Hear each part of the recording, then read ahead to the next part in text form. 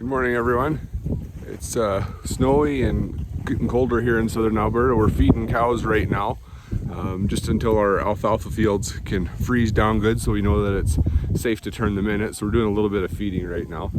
I just want to update you on, I said I would update the green feed that we baled earlier in the year. That was the cover crop to the grass field that we planted.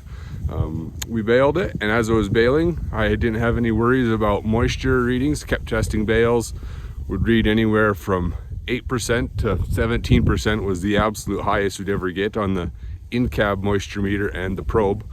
Then a few days later, after the bales were all stacked, early in the morning when I was moving irrigation pipe and went past the stack yard, got that unmistakable smell of tough, wet, baled hay.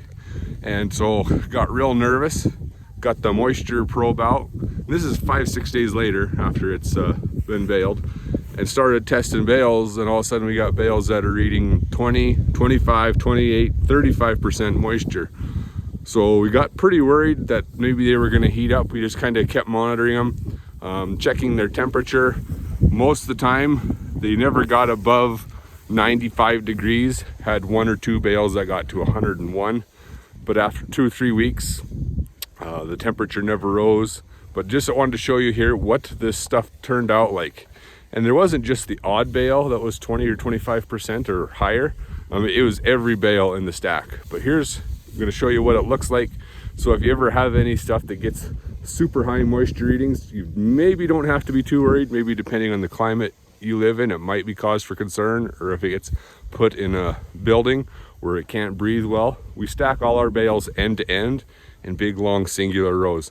But here's what this barley green feed looks like.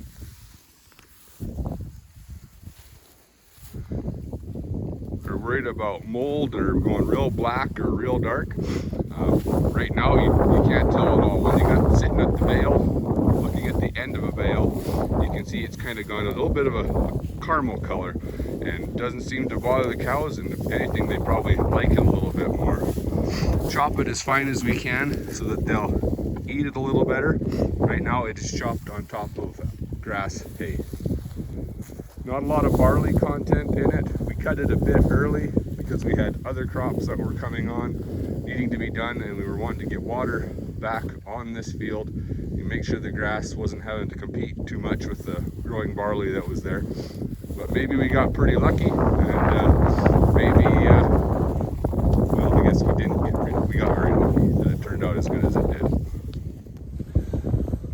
One thing I found interesting when checking all these moisture readings on these bales was that we always probe with the moisture probe from the flat side of the bale, and it was giving us those readings 22 to 28 constantly in that range.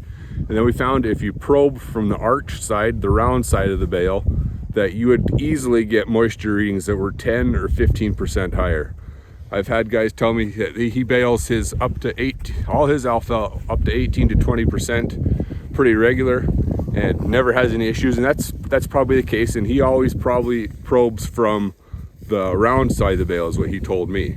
But so I guess you can interpret it any which way you want. You can probe from the flat side, but we did find that probing from the round side give you 10% higher readings.